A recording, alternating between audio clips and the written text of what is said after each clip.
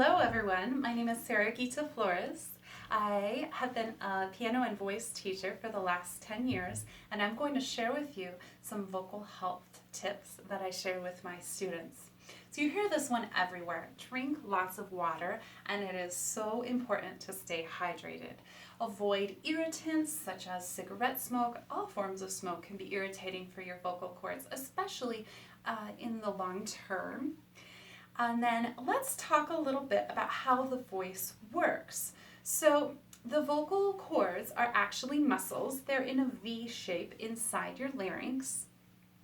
And when we decide that we're going to speak or sing, our brain sends signals through our nerves to the vocal cords so that they vibrate very, very rapidly. I can't do it fast enough. And that has to be simultaneous with breath flowing outward usually to produce sound with our vocal cords. We do it breathing out.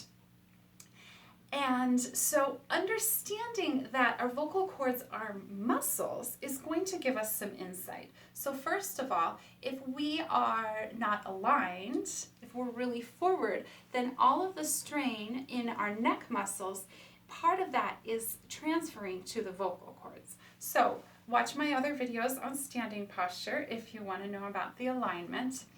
And then the other thing to note is that I would not run a marathon right now, given that I'm not in shape to do it. Well, we don't want to ask our vocal cords, which are muscles, to go run a marathon and sing for 5 hours when we hardly sing at all on a regular basis.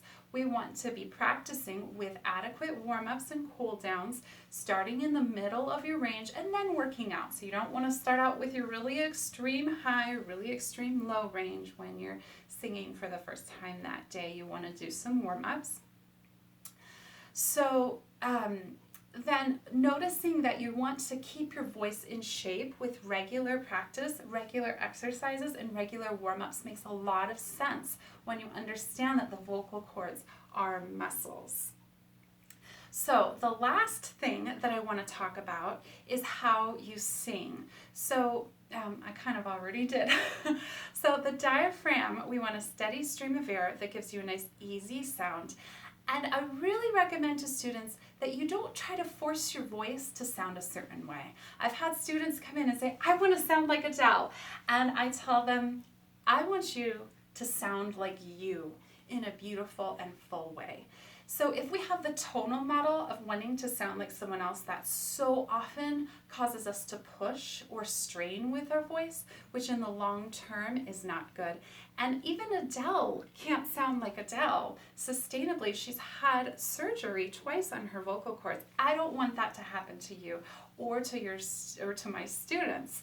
So that's why I tell people to sing in a way that feels easy and natural with even breath pressure, not forceful, and to sound like you, to let your voice be what it is in all its glory and let go of trying to sound like someone else.